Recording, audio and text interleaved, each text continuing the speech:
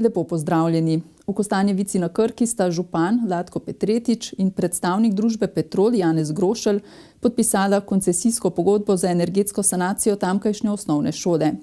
Investicijska vrednost projekta znaša 1 260 000 evrov. V okviru projekta se bo šola v celoti energetsko sanirala, torej stari del, novi del in telovadnica. V vrtcu pa se bo vzpostavilo energetsko upravljanje objekta z ustrezno regulacijo ter vzpostavitvijo ustreznega delovanja ogrevalnega vira. Ta obnova za nas pomeni res velik napredek, namreč kar kakšno desetletje se že govori o tej obnovi, res je potrebna, predvsem zaradi tega, da bomo imeli res boljše toplotne pogoje, seveda s tem povezano tudi manj porabe energije in boljše počutje otrok. Investicijska vrednost projekta znaša 1 260 000 evrov oziroma približno 1,5 milijona z vključenim davkom na dodano vrednost. Investicija družbe Petrol s pogodbenim partnerjem Plistorjem skupaj znaša več kot 630 000 evrov. Projekt je pripravljen in bo izveden v skladu z določili operativnega programa Evropske kohezijske politike za obdobje 2014-2020 Ministrstva za infrastrukturo ter vključuje kohezijska sredstva v višini 540 000 evrov, razliko pa krije občina. Samo moram povedati, da tle ni ušteta sanacija starih delov osnovne šole, ko je pa meni in gospe ravnateljici verjetno in tudi krajanom interes, da se ta šola ohrani v takem stanju, kot je. Vemo, da je spomeniško zaščitena, da bo ta obnova tudi precej draga. Tako da občina računa, da bo še to nekje 500 000 evrov dodatnih stroškov, ki bo mogli pokriti iz občinskega proračuna. Ta stari del in nekaj sanacija telovadnice, mislimo istočasno delati zunanjo ureditev, to tlakovanje, kot vidite, te ograje okrog, da se to uredi in bo pač za nadaljnjih 30 let nekje mir. Z deli bodo pričeli spomladi, ko bodo vremenske razmere za delo najbolj ugodne. Sam tudi smatram, da je to po zimi, nima smisla delati, ker vemo, kaj je zima, da je to. Jaz bi predvsem si želel, da se dela naredijo korektno, seveda pa tudi do neki rok, ko bomo začeli. Predvsem je pa pomembno, da bo kvalitetno narejeno, ker današnja gradnja vsi vemo, kako poteka in tukaj bomo bedeli vsi nad tem. Ja, za izvajanje pouka pa seveda to pomeni določene prilagoditve, o katerih bomo sedaj spregovorili, ko bo pogodba tudi podpisana. Verjetno se bomo morali kar precej prilagoditi, ampak nič ni težko, če bo potem rezultat tak, kot ga pričakujemo. Zaključek izvedbe del je predviden do septembra 2019. Občina je Petrolu podelila 15-letno koncesijo za upravljanje in vzdrževanje, v tem času pa naj bi z energetskimi prihranki poplačal svoj vložek v sanacijo. Nadaljujemo v Krškem, kjer so ob Svetovnem dnevu turizma predstavili posavski projekt Zelena doživetja Posavja, ki obsega ozelenitev posameznih urbanih območij s pomočjo tradicionalnih rastlinskih vrst in dreves ter oblikovanje interpretacijskih točk, ki povezujejo naravno in kulturno dediščino. Gre za nadgradnjo turistične znamke Posavje polno priložnosti z razvojem novega regijskega turističnega produkta z ozelenitvami mestnih središč ter oblikovanjem interpretacijskih točk, ki povezujejo naravno in kulturno dediščino posameznega mesta ali središča. Ob vodilnem partnerju, to je občina Krško, sodelujejo še občina Radeče in občina Bistrica ob Sotli ter zavod KŠTM Sevnica, galerija Božidar Jakac in Center za podjetništvo in turizem Krško.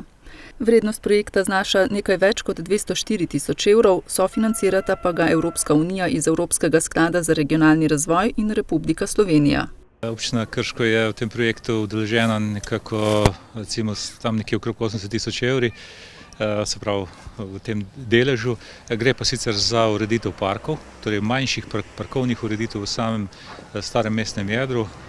To so v bistvu neke površine, ki so bile bolj ali manj zapuščene oziroma so recimo temu zanemarjene, in jih je treba revitalizirati in to je ena taka lepa priložnost, da se da tem površinam neka nova vsebina. Preostale točke celotnega načrta pa so namenjene revitalizaciji oziroma nekako spodbujanju prebivalcev, da se pa bo te novo urejene površine tudi uporabljajo. Ja, občina Sevnica se je ravno tako lotila v bistvu zelenih površin v mestu Sevnica. Namreč z tem projektom, ki je vreden nekje 41 000 evrov, želimo pripraviti nek upravljalski načrt parka in okolice gradu, se pravi gozda, ki sta del pobočja zelenih površin starega mestnega jedra. Na osnovi tega bodo prišli tudi do določenih programskih vsebin, pravi Pernovškova. Pripravili so učno pot Gozd je kultura. V Sevnici je že od nekdaj ta lesno-predelovalna industrija zelo pomembna. V samem parku imamo stoletna drevesa in takoj nam je bilo jasno, da k projektu moramo pristopiti, da dejansko ravno to revitalizacijo, s to revitalizacijo nekako osvežimo in dodamo nove vsebine tem zelenim površinam, tem delu mesta. Interpretacija bo od lokacije do lokacije zelo raznolika, vendar pa bo obiskovalcu ponudila celovito posavsko izkušnjo. V sklopu tega projekta mislimo urediti tole park na otoku, prireditev na otoku Kostajnica, ki smo ga pred kratkim dobili last od Škofije Novo mesto. Tam je predvideno otroško igrišče, klopce, take zelene površine, ki naj bi spet obogatilo seveda prostor. Aktivnosti v Radečah so, kot pravi župan Tomaž Režun, v največji meri usmerjene v ozelenitev 3 točk. Se pravi, ta naš jekleni most, ki je prepoznan tudi širše, ne samo v Posavju in Radečah, dobi kompletno preobleko, kar se tiče lepih kotličkov rož, in potem še na 2 lokacijah pri kulturnem domu in pri naši lepi tržnici za zelenitve in rolice. Tako da jaz sem vesel, da, tako kot sem rekel, dobimo take lepe zelenitve, po drugi strani pa najbolj vesel sem pa tega, da Posavci dihamo skupaj in se znamo zmeniti takrat, ko je potrebno. V Bistrici ob Sotli so v poletnih mesecih sistematično izvajali odstranitev ambrozije z namenom revitalizacije območja naselja in ozaveščanja prebivalstva o biotski pestrosti. Prav tako so nabavili opremo za senzorično igrišče, ga uredili in pripravili za uporabo. Pred 50 leti se je začela zgodba o penini iz bizeljskih vinogradov. Pisati jo je začel Janez Istenič, ko je napolnil prvih 100 steklenic. Okrogli jubilej je družina Istenič obeležila na svojem posestvu v Stari vasi na Bizeljskem. Janez Istenič je pred 50 leti v tastovem vinogradu potrgal prvih 100 kg grozdja z namenom, da proizvede penino. To je bilo takrat enkratno dejanje, ker razen Radgonskih goric nihče ni delal penine v Sloveniji po klasični metodi. No in odločil sem se in v tastovem vinogradu sem nabral omenjenih 100 kg. To je bil rumeni plavec, laški rizling, volovna, štajerska belina. No in iz tega grozdja je nastalo čudovito osnovno vino za penino. Od prvih 100 steklenic so danes ostale še 3, ki so, kot pravi Istenič, od zunaj še videti v dobri kondiciji. Ja, dejansko smo mi bili pionirji na tem področju. 10 let najmanj ni bilo nobenega, ki bi proizvajal penine po klasičnem postopku. Kasneje so se pojavljale nekatere družbene kleti, pa nekoliko kasneje pa še tudi zasebniki. In moram reči, da v letih 2017-2018 se je pa množično začelo proizvajati penine v Sloveniji, tako da imamo sedaj okoli 250 proizvajalcev penin po klasični metodi. Skozi leta je podjetje raslo in v njegovo delovanje so se vključili vsi družinski člani. No, jaz imam sina in hčerko, s tem, da tudi vnuka, en študira agronomijo, drugi študira ekonomijo. To je tako, da če bomo pametni, bo šla stvar naprej. V zadnjem obdobju raziskujejo nove razsežnosti, predvsem iščejo nove izzive v smislu izven klasičnih sort, ki se uporabljajo za proizvodnjo penečih vin. Gre predvsem za to, da smo začeli vedno bolj raziskovati rumeni plavec, avtohtono sorto iz tega konca. No in potem je se zgodilo ravno to, da smo v leta 2014 imeli penino med 10 najboljših na svetu po kriteriju Roberta Parkerja, Wine Advocata, in to, da se dejansko tudi potem je nadaljevanje sledilo v tem kontekstu, da so lansko leto poleti so nas povabili v klub 20 velikih proizvajalcev penečih vin sveta. Danes imajo 10 hektarov lastnih vinogradov. Odkupujemo še grozdje nekako iz 3-4 hektarov, tako da imamo pa na ležanju, ker penina rabi čas, imamo na ležanju okrog 400 000 steklenic penine na ležanju. Janez Istenič je bil nekoč tudi uspešen nogometni vratar, a ko je prišel čas odločitve ali šport ali vinarstvo, se je odločil za slednje. Deda na posestvu nikoli ne zmanjka, dodaja, tega, kar počne, ne dojema kot službo, ampak kot način življenja. Jaz drugače ne znam. In mislim, da bom, dokler me bojo noge držale, dokler mi bo glava delala, tako bom še poskušal delati na tem področju. Ob tednu otroka so na osnovni šoli Jurija Dalmatina v sodelovanju z Zvezo prijateljev Mladine Krško pripravili različne delavnice, ustvarjalnice in športne igre.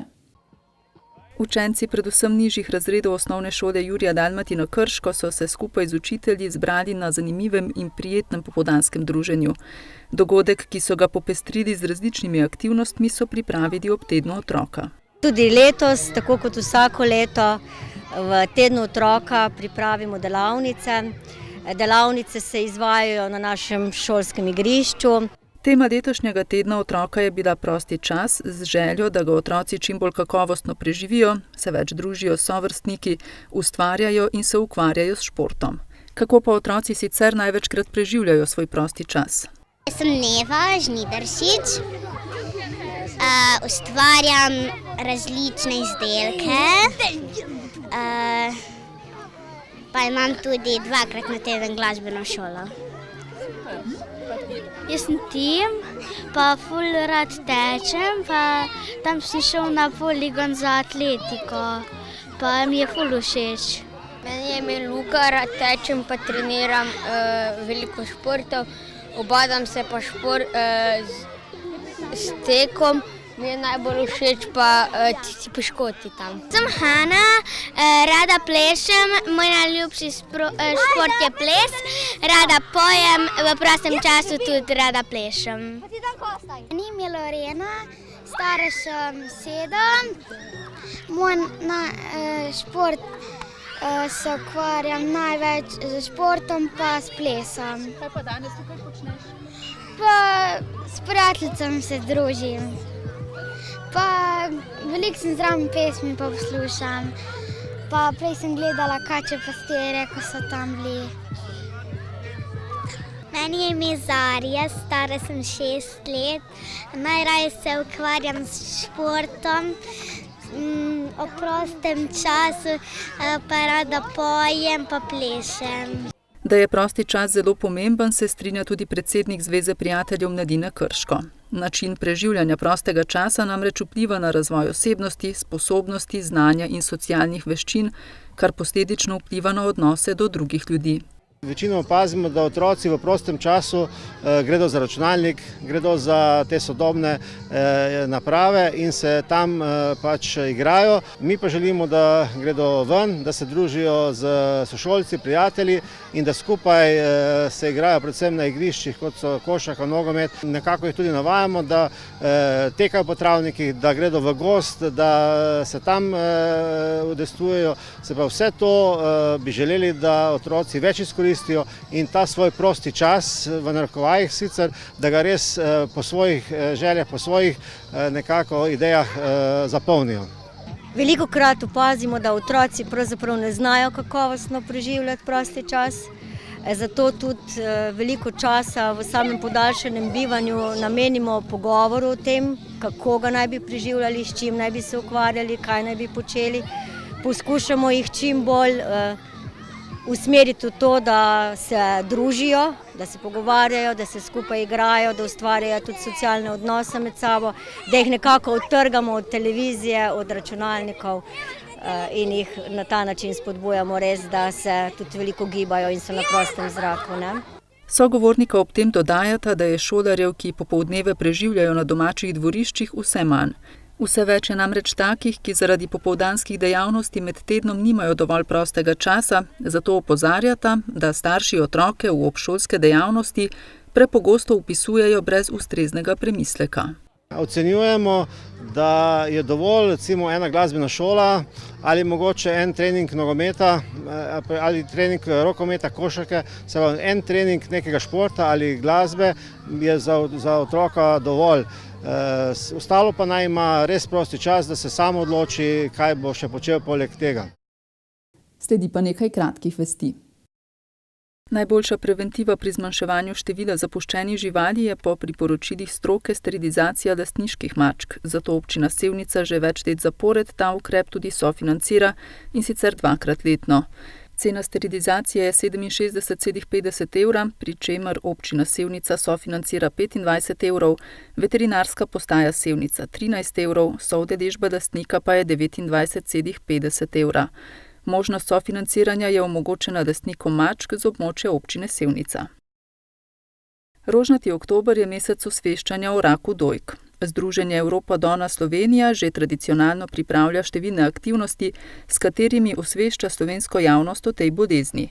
Ena izmed mnogih aktivnosti so rožnate pletenine, s katerimi so že 4. leto v oktobru ovili drevesa v parkih in mimoidoče tudi na ta način opozorili na pomen zdravega načina življenja kot preventive, zgodnjega odkrivanja in učinkovitega zdravljenja raka dojk.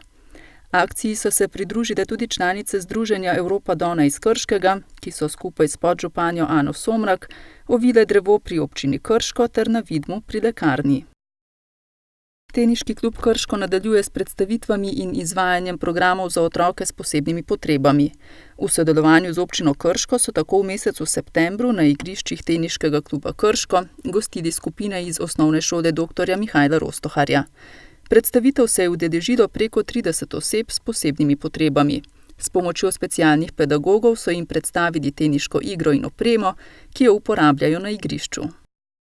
V Posavskem muzeju Brežice so tudi letos pripravili sejem rokodelskih znanj, namenjen prikazu tradicionalnih obrti ter predstavitvi in prodaji izdelkov, ki so ga združili z grajsko tržnico starin. Sejem rokodelskih znanj je obuditev spomina na rokodelsko dediščino, ki je bila še nekaj časa po drugi svetovni vojni v Brežicah in drugih posavskih mestih zelo živa. Na njem je bilo prikazano vse tisto, kar razstavljavci še znajo izdelati ročno oziroma iz naravnih materialov. Tu prikazujemo, kako so se koše včasih pletli, tu so bili taki starinski koši, ko se je listje stelja zdaj v jesen nosilo. Ti oni boljši koši so bili pa iz viter, kostanjevega lesa, ko se je vitre delali in tisti so bili bolj močnejši. Tiste nismo smeli mi uporabljati otroci doma, tu samo staroča za seno. Mi smo imeli take koše, ko smo zdaj jesen listje grabili, tistega bilo škoda. Tam zdaj nimamo pravega materijala, ker ne moremo do sotle priti, ki so nam sotlo zagradili. Obiskovalci so tako lahko spoznali pestro izbiro rokodelskih izdelkov, kot so pletenine, unikaten nakit, naravna mila, čebelarski in lončarski ter kleklani in kvačkani izdelki. Na sejmu so svoja dela predstavile tudi stanovalke brežiškega doma upokojencev. Čudovite stvari izdelujejo, imajo ogromno lepih idej. Primer tele košarice iz papirja. One so tako čudovite. Nekdo bi rekel, da se je to kar zlomilo, ampak to je tako čvrsto in kvalitetno narejeno, da vsaka jim čast. Lepo, ne? Potem punčke iz cun. Krasne, naprimer. Na stojnici je bila tudi pestra ponudba prazničnih voščilnic. To je vse ročno šivano, zelo natančno izdelano, Tako da tudi vabljeni ljudje na dneve odprtih vrat, ki bojo od 24. do 26. oktobra ta mesec. Tudi letos sta bila sejem rokodelskih znanj namenjen prikazu tradicionalnih obrti ter predstavitvi in prodaji rokodelskih izdelkov in grajska tržnica starin namenjena predstavitvi, prodaji in izmenjavi zbirateljskih predmetov starin združena v en dogodek. Namreč nekako sta dve temi kar povezani, je pa mogoče tudi boljše nekako, da se tudi te dve sferi družita, da ljudje pač več stvari naenkrat vidijo in to, kar smo razširili že v lanskem letu in predlanskem, da je tudi nekaj prikazov, da recimo se lahko tudi nekaj znanj malo priučimo oziroma ne toliko priučimo, jih prepoznamo in vidimo. Je pa res, da kot že opozarjamo več let, ta zakonodaja za rokodelce ni ravno prijazna in to se pozna tudi na številu. Ker v bistvu je velikim kar težko potem zadostiti vsem zakonskim zahtevam in počasi tudi bo treba razmisliti, da se to spremeni in da se spet daje spodbude za to dejavnost. Tokrat se je na sejmu predstavilo 20 rokodelcev, predvsem iz Posavja. Vabimo prioritetno iz Posavja, ampak seveda pač so vabljeni tudi drugi. Tako da nekje tako je zdaj že ena številka, čeprav pred 3 leti smo jih imeli v bistvu 50. Tako da nekako res je škoda, da ravno zaradi teh razmer nekako to usiha. Na sejmu se je s svojimi delavnicami predstavil tudi Posavski muzej Brežice. Ki je povezana z temo ogenj, ker imamo pač letos ogenj, ter letos tudi v bistvu lepo to dopolnjujemo z razstavo, ki je v nadstropju. Društvo zbirateljev Verigar je v četrtek odprlo razstavo naproti stoletnici prve slovenske znamke in nekako se to vse povezuje potem tudi s starinami. Tam zgoraj je tudi ta gospod, ki to predstavlja, tako da imamo res iz prve roke tudi te informacije. Kot je še povedala Černelič Krošljeva, se trudijo s številnimi prireditvami v muzeju le tega še bolj približati različnim ciljnim skupinam. Sejem, letošnji je bil že 6., pa je sicer uvrščen v sklop prireditev ob praznovanju Brežiškega oktobra. Nadaljujemo na Videmski tržnici, kjer so minulo soboto pripravili bučarijo. Gre za prvi jesenski sejem, na njem pa so se predstavili lokalni pridelovalci hrane in rokodelci ter ostali ponudniki. Na Videmski tržnici nadaljujejo s tematsko obarvanimi sejmi. Prvega jesenskega so poimenovali Bučarija. Ja, začeli smo s prvim jesenskim sejmom, Bučarijo.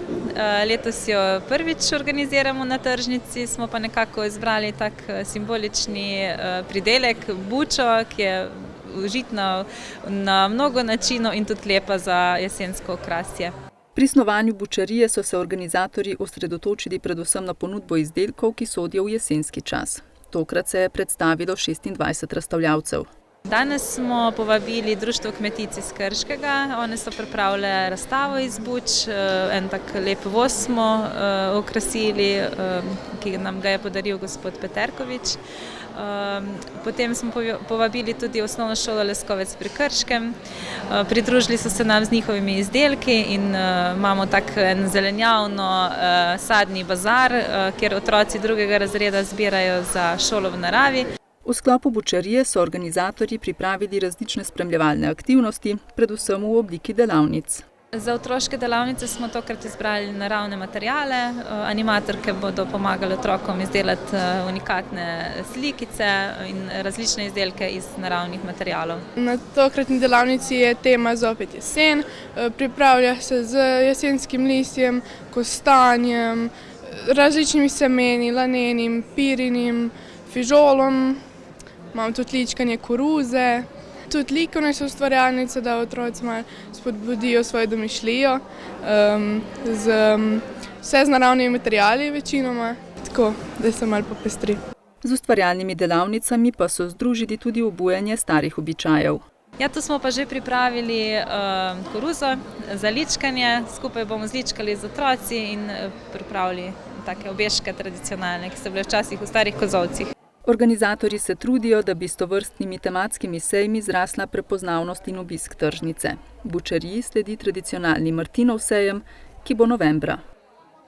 Sandi Savnik z Bizeljskega se ljubiteljsko ukvarja z vrtnarjenjem, zadnjih nekaj let pa se posveča pridelavi buč velikank. Okoli 10 smo jih našteli na dvorišču, med njimi pa najbolj izstopata 2, 183 in 229 kilogramski. Sandi Savnik, po izobrazbi ekonomist in zaposlen na eni od bank, je že mlad prevzel skrb za vrt ob družinski hiši. Kot pravi, mu je delo zemljo užitek in sprostitev. Vsak rabi neko sprostitev, po službi še posebej, če traja cel dan. Nekaj z lastno pridelavo za prijatelje, drugače pa sedaj sem nek malo bolj osebni rekord naredil bučo velikanko. Na njegovem dvorišču najbolj izstopata 2. Najtežja tehta 229 kg, sledi 183 kg buča. Nabavil sem sadike, 3 sadike, šel sem po njih in jih posadil na kokošji kompost, uležan gnoj. Glede rekorda bi pa povedal, da lahko bi bil večji, ne, če bi dodatne sestavine noter dajal, ne, kakšne kemikalije, samo potem meni ne bi bilo zanimivo. Ker vse je bolj zanimivo, če gre po naravni poti. Ne. Pridedek je odvisen tudi od vremena. Letošnjemu je, priznava, šlo zelo na roko. Pa letos so bili idealni pogoji, poleti je vsak dan skoraj padal dež in toplota je tudi ugajala, tako da zato to tak rekord osebni. Bučeve dikanke mu sicer uspevajo že nekaj let. To je tak, da si pride kdo lahko še pogleda dodatno, da vidi, kaj se da narediti s trudom in voljo, zagnanostjo. Potem bom pa semena pobral in jih shranil za drugo leto. Ko bo ob ugodnih vremenskih razmerah upal na nov rekord. Za konec pa še v galerijo Božidar Jakac oziroma v tamkajšnji lapidari, kjer razstavlja umetnica in režiserka Nataša Prosenc-Strns.